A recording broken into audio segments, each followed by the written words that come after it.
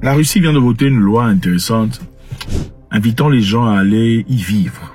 On a ouvert les portes, on dit si votre société est une société néolibérale, une société qui adopte cette façon de penser, que vous comprenez et connaissez, vous pouvez venir en Russie, on va vous accepter sans difficulté, on va vous localiser, on va vous situer et vous vivrez une vie correcte. Donc le décret a été signé, le décret stipule que ceux qui s'opposent au programme idéologique néolibéral destructeur de l'Ouest dans leur pays d'origine peuvent chercher un soutien humanitaire auprès des autorités russes en demandant un permis de séjour temporaire. Donc on va vous faciliter la vie, vous allez toujours penser à partir en Europe ou ailleurs. Voilà l'opportunité. C'est vrai, il fait froid, mais vous allez vous adapter. Enfin, bref, c'est ça. La Russie a rendu les choses beaucoup plus faciles que jamais.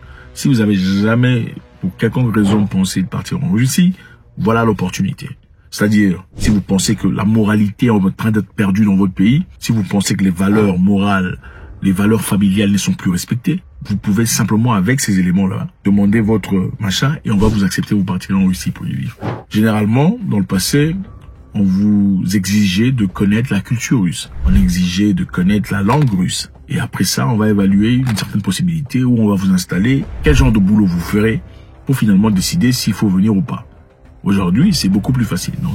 Si vous vous opposez aux idéologies néolibérales, qui sont les idéologies adoptées par les États-Unis, la France et le reste, la Russie va vous accepter. Si vous êtes partisan de la famille, structure pyramidale familiale, la Russie va vous accepter. Et quand on parle de famille, évidemment, en Russie, on parle de papa, maman et les enfants. Ce n'est pas papa et les enfants. Ouais, maman et les... Non. Papa, maman et les enfants.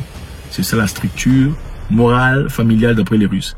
Si c'est le genre de vie que vous voulez vivre, voilà l'opportunité vous a été donnée. En Russie, le gouvernement a également chargé le ministère des Affaires étrangères de dresser dans un délai de 30 jours une liste de pays que Moscou considère comme des poursuivants d'un programme néolibéral destructeur. Donc on va mettre une liste dans 30 jours des pays qui sont en train de détruire la moralité des humains. Et par ça, vous comprenez tout à fait. On vous donne un exemple très simple.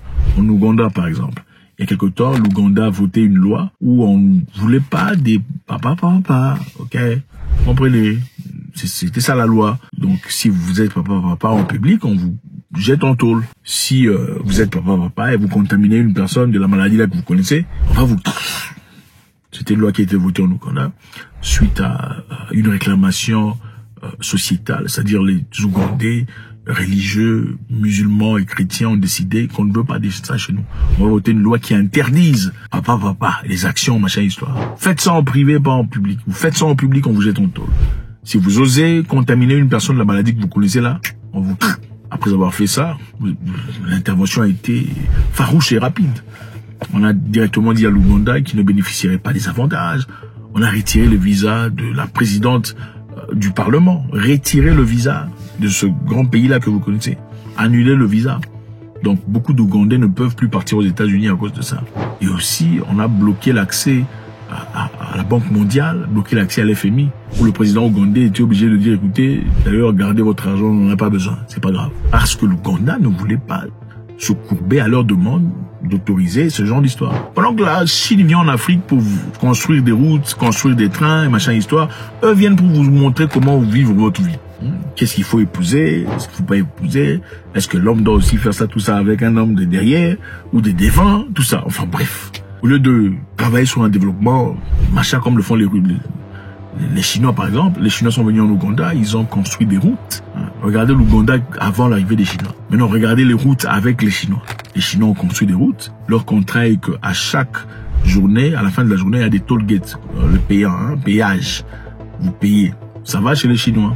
Ils ont signé je sais pas combien d'années jusqu'à ce que la valeur de la route sera payée dans sa totalité. La route redevient pour l'État. En attendant, c'est un projet, c'est vrai, bon, ça prend du temps, mais c'est un projet qui appartient aux Ougandais. Contrairement à eux qui viennent vous annoncer comment il faut prendre un autre papa des derrière ou des penchés, tout ça. C'est ça la mentalité néolibérale associée à la machin histoire familiale.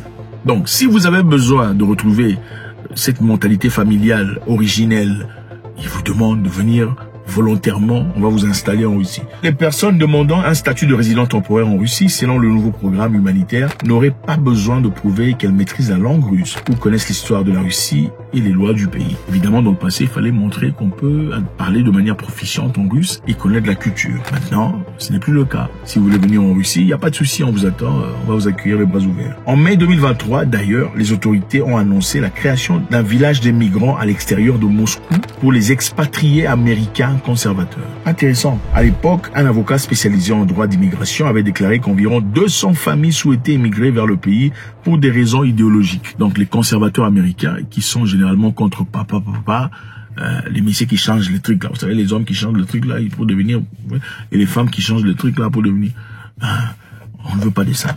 Les gens qui ne veulent pas de ça, évidemment, avaient décidé de vouloir partir en Russie pour aller s'y installer.